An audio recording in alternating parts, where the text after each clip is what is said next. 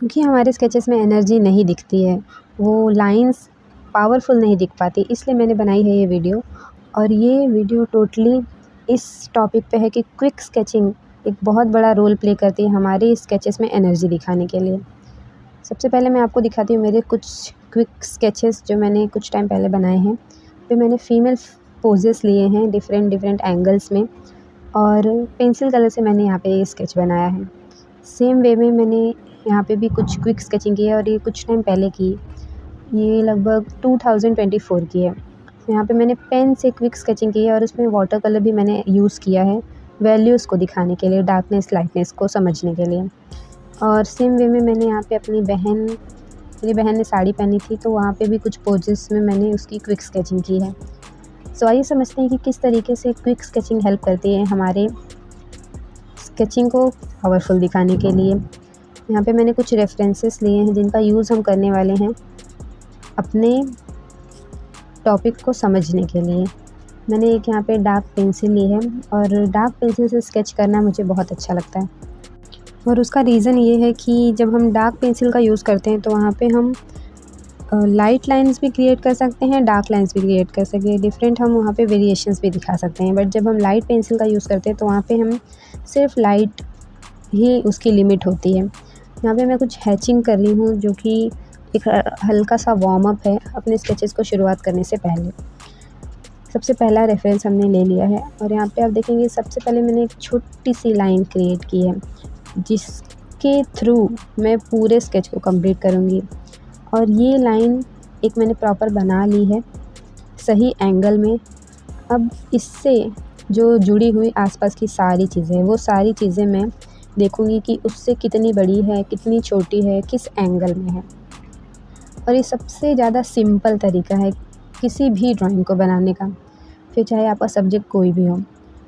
तो मैं इस पूरे स्केच में, इस पूरे रेफरेंस में आपको समझा देती हूँ कि हम समझते किस तरीके से हैं कि कोई चीज़ें कहाँ पे है। तो सबसे पहले जो मैंने छोटी लाइन बनाई, आपने देखा होगा, उसके आसपास की मैंने और लाइंस बनाई उससे कंपेयर करके कि अगर वो 45 डिग्री में है तो बाकी लाइंस कैसे हैं, किस एंगल में है, कितने बड़े हैं, उससे छोटे हैं या उससे बड़े हैं या उसके डबल हैं।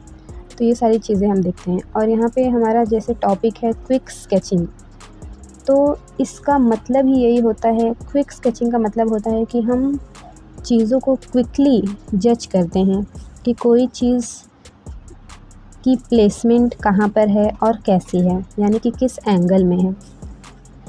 हम ड्राइंग नॉर्मली जो बनाते हैं वहाँ पे हम आराम से अपना टाइम लेके बनाते हैं, फिर उसको कलर करते हैं। बट जब हम बात करते हैं क्विक स्केचिंग की, तो वहाँ पे हम क्विकली चीज़ों को जज करते हैं और कुछ मिनटों में हम एक स्केच को कंप्लीट कर लेते हैं। बट इसके पीछे भी एक ये पॉइंट मैटर करता है कि अगर आपने पहले प्रपोर्शन क्या होता है और किस तरीके से वर्क करता है, अगर आपने ये समझा है, तो ही आप क्विक स्केचिंग में एनर्जी दिखा पाएंगे। मान लीजिए कि आपने क्विक स्केचिंग तो कर ली, लाइंस फ्लो में आपने क्रिएट कर लिए, बट वो लाइंस कहीं और ही जा रहे हैं, किसी और लाइन के ऊपर चले गए, या फिर उस लाइन को वहाँ नहीं होना चाहिए था। सो सारी चीज़ें गलत सलत बन रही हैं, इधर की उधर हो जा रही हैं। तो ओवरऑल आपका स्केच अच्छा नहीं दिखेगा, क्योंकि उसमें बैलेंस ही नहीं होगा, वो सारी चीज़ें ही गलत जगह पे हैं, फिर आप चाहे कितनी भी फ्लो में लाइन बना लो।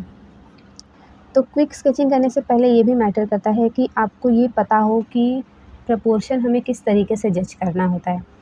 और आप इसके ऊपर एक वीडियो भी देख सकते हैं, मैंने अपने चैनल पे प्रपोर्शन के ऊपर एक बहुत अच्छी वीडियो डाल के रखी है। सो आप वहाँ से समझ सकते हैं कि किस तरीके से प्रपोर्शन वर्क करता है। और एक और प्रपोर्शन के ऊपर वीडियो आने वाला है जहाँ पे मैं और अच्छे से सिर्फ एक रेफरेंस लूँगी, और वहाँ पे मैं आपको अच्छे से समझाऊँगी कि प्रपोर्शन में एक एक पॉइंट कहाँ से कैसे किस तरीके से वर्क करता है। तो पहला रेफरेंस हमने कंप्लीट कर लिया है, अब बारी है दूसरे रेफरेंस की। यहाँ पे जो दूसरा स्केच है उसे भी मैंने सेम तरीके से शुरुआत किया है।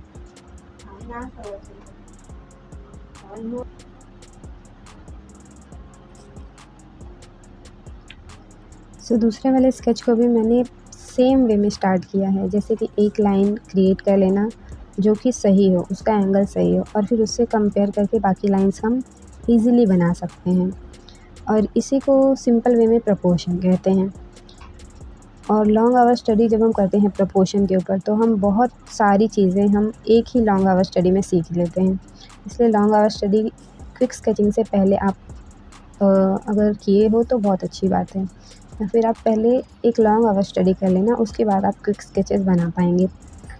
सो अब यहाँ पे मैं देख रही हूँ कि कोई चीज़, उसका जो हाथ है वो किस एंगल में है, और फेस से कितना दूर है, वो कितना बड़ा उसका हाथ है, और फिर उसके बाद जो फ़ोल्ड हुआ है, ऊपर जो हाथ गया है वो आईज़ के पास से शुरू हुआ है, फिर उसकी हथेली कहाँ तक है, और फिर उसके बाद उसके हाथ का एंगल। ये सारी चीज़ें मैं क्विकली यहाँ पे बनाती जा रही हूँ।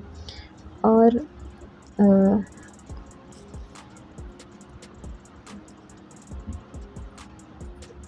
क्विक स्केचिंग, बहुत सारे लोगों का ये सवाल होता है कि कितने टाइम में हमें एक स्केच को कंप्लीट कर लेना चाहिए, या फिर हम जब भी स्केचिंग करते हैं तो वहाँ पे हमें एक रेफरेंस को कितना टाइम देना चाहिए। तो सबसे पहले आपको ये बात तो पता होगी कि बहुत सारे टाइप्स के स्केचेस होते हैं। जैसे अभी हम कर रहे हैं quick sketching, long hour sketching होती है, टाइट स्केचिंग होती है, लूज़ स्केचिंग होती है, एक डिटेल स्केच होता है जहाँ पे हम छोटी छोटी डिटेल्स को भी देखते हैं। तो बहुत सारी टाइप्स की स्केचिंग होती है, और सबके अलग अलग उसके हिसाब से टाइमिंग होते हैं। और हम यहाँ पे अगर बात करें कि क्विक स्केचिंग में हमें कितना टाइम लेना चाहिए, सो क्विक स्केचिंग कुछ मिनटों की होती है। और अगर आप ये वीडियो में अभी तक बने हुए, अगर आप मेरे साथ साथ स्केच कर रहे हैं, तो आपको ये फील होगा कि 3 से 4 मिनट में मैं एक स्केच को कंप्लीट कर ले रही हूँ। तो यहाँ पे और मैं पूरा इसमें हमारे रेफरेंस में जितनी भी चीज़ें दी है वो सारी चीज़ें मैं क्विकली सारी चीज़ें बना रही, यानी कि पूरा फिगर जो है वो बना रही हूँ, और ये 3 से 4 या मोस्टली 5 मिनट में कंप्लीट हो जा रहा है। तो यहाँ पे कुछ ज़्यादा से ज़्यादा 7 या 8 मिनट, इससे ज़्यादा टाइम एक रेफरेंस को क्विक स्केचिंग में नहीं देते हैं मोस्टली। सो क्विक स्केचिंग में जल्दी से जल्दी कुछ 4-5 मिनटों में ही जज किया जाता है कि कहाँ पे सारी चीज़ें प्लेस्ड हैं, और हम फिर फ्लो में वो सारी लाइंस बनाते हैं, कहाँ से कहाँ तक लाइंस आएंगी, फिर उसके थ्रू हम एक एक स्केच को कंप्लीट करते जाते हैं। तो इसमें एक पॉइंट ये भी आता है कि मैं जैसे यहाँ पे जितने भी मेरे रेफरेंस हैं, मैं सारे रेफरेंस में सारी चीज़ें बना रही हूँ, यानी कि यहाँ पे जो एक लड़की ने पोज़ दिया है वो पूरे वहाँ पे उसका पूरी बॉडी दिख रही है, यानी कि फेस से लेके पैर तक, तो वो मैं पूरा बनाने वाली हूँ। बट यहाँ पे आप कुछ एक एरिया भी सिलेक्ट कर सकते हैं, जैसे कि मुझे सिर्फ फेस पे फोकस करना है। अगर आप चाहते हैं कि मुझे पूरी बॉडी नहीं बनानी है, मुझे फेस ही अच्छे से बनाना है, मुझे फेस की ही क्विक स्केचिंग करनी है, तो वहाँ पे आप क्विकली ये जज कर सकते हैं कि फेस में आइज़, नोज़, लिप्स, ये सारी चीज़ें कहाँ पे आ रही हैं। सो आप इन चीज़ों पे ध्यान दे सकते हैं अपने कुछ मिनटों की स्केचिंग में। सो इस तरीके से हम एरिया वाइज़ भी क्विक स्केचिंग करते हैं। जैसे पूरे लैंडस्केप में अगर मुझे सिर्फ एक पेड़ पसंद आ रहा है, तो मैं उस पेड़ की ही क्विकली स्केचिंग करूँगी, या फिर मुझे पूरा लैंडस्केप ही बनाना है तो मैं कुछ फटाफट से पहाड़ के लिए 2 लाइन, पेड़ के लिए 3 लाइन, इस तरीके से मैं क्विक स्केचिंग करूँगी, क्योंकि पूरा लैंडस्केप मुझे क्विकली बनाना है।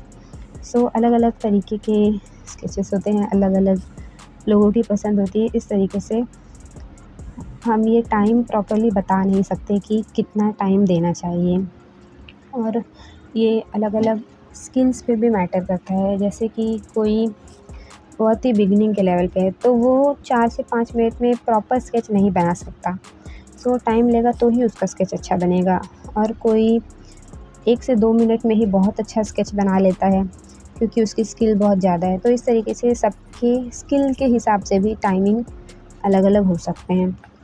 सो आप टाइम ज़्यादा लेंगे चलेगा, बट आप प्रपोर्शन को प्लीज़ ध्यान में रखिएगा कि आपका जो प्रपोर्शन है वो ना बिगड़े, प्रपोर्शन सारा सही जगह पे। अब मैं यहाँ पे आपको एक चीज़ और दिखाती हूँ। जैसे मैंने ये रेफरेंस अभी मैं स्टडी कर रही हूँ, तो आप देखेंगे कि एक ऊपर की लाइन, बीच की एक लाइन, नीचे की एक लाइन, 3, और फिर फेस के लिए कुछ 2 से 3 लाइन। सबसे पहले मैं बड़ी लाइंस बना रही हूँ, फिर उसके बाद बड़ी लाइंस जब हमारी सही जगह पे आ जाएंगी, उसके बाद हम उसके अंदर धीरे धीरे घुसेंगे, उसके अंदर की छोटी छोटी चीज़ों में हम फिर जाएंगे। तो इस स्टेप से अगर आप चलते हैं, इस तरीके से स्टेप बाय स्टेप चलते हैं, तो आपका जो प्रपोर्शन है वो सही जाएगा और क्विकली आप अच्छे से क्विक स्केचिंग कर पाएंगे। या फिर आप जो भी डेली स्केचिंग भी करते हैं तो वो भी आप इस वे में कर सकते हैं। कि आपको करना क्या है, सबसे सिंपल, इसे ब्लॉकिंग टेक्निक कहते हैं, जो मैं अभी आपको बताने जा रही हूँ। और ये बहुत ही ज़्यादा अमेजिंग सी टेक्निक है ब्लॉकिंग, और इसके नाम में ही इसका मतलब छुपा हुआ है। ब्लॉक इन यानी कि हमारा जो रेफरेंस है हम उसे ब्लॉक करते हैं। बड़ी बड़ी लाइंस से, कुछ बड़ी स्ट्रेट लाइंस के थ्रू हम अपने स्केच को कंप्लीट करते हैं। पहले हम बड़ी लाइंस क्रिएट करते हैं, 4 से 5 या कुछ बड़ी स्ट्रेट लाइन बनाते हैं, उसके बाद धीरे धीरे अंदर अंदर अंदर की चीज़ें बनाते जाते हैं, और इस तरीके से हमारा पूरा स्केच प्रपोर्शन वाइज सही बनता जाता है। एक और हमने रेफरेंस ले लिया है, और ये लास्ट हमारा रेफरेंस है। और एंड आई होप कि आपने भी साथ साथ में मेरी स्केचिंग की हो, तो आप सारे पॉइंटर्स को अच्छे से समझ पाएंगे। और थैंक यू सो मच अगर आप अभी तक ये वीडियो देख रहे हैं। तो अगर आपने भी साथ साथ में स्केचिंग की है तो कमेंट में एक फायर वाली इमोजी ज़रूर डाल देना, तो उससे मुझे फील होगा कि सच में आपने साथ साथ में स्केचिंग की है। और वो देख के बहुत अच्छा भी लगता है कि मैं जो आपको बताना चाह रही हूँ वो आप अच्छे से समझ पा रहे, क्योंकि आप अपने आप को भी ग्रो करना चाहते हैं। सो आपकी स्किल्स भी उस लेवल पे ग्रो हो सकती है। या फिर आप मुझे इंस्टाग्राम पे टैग कर सकते हैं। इंस्टाग्राम की मेरी ये आईडी है, यहाँ पे आप मुझे quick sketching with artist Sudiksha इस टैग के साथ आप मुझे मेंशन कर सकते हैं, या फिर आप मुझे इस नंबर पे अपने स्केचेस भेज भी सकते हैं। तो वहाँ पे अगर आप चाहते हैं कि आपको कुछ गाइडेंस चाहिए कि क्या-क्या मिस्टेक्स आपके स्केच में हैं और क्या सही करने की ज़रूरत है, सो ये सारी चीज़ें आप मुझसे पूछ भी सकते हैं। सो कनेक्टेड रहिए मुझसे इंस्टाग्राम पे भी, वहाँ पे भी रील्स के थ्रू बहुत सारी छोटी-छोटी इन्फॉर्मेशन जो बहुत हेल्प करती है, ये सारी चीज़ें मैं शेयर करती रहती हूँ। सो क्विक स्केचिंग करने में मुझे बहुत मज़ा आता है, क्योंकि ये स्केचेस में एनर्जी भी दिखती है और प्लस स्केचेस जल्दी से कंप्लीट भी हो जाते हैं बहुत सारे। Thank you so much for watching.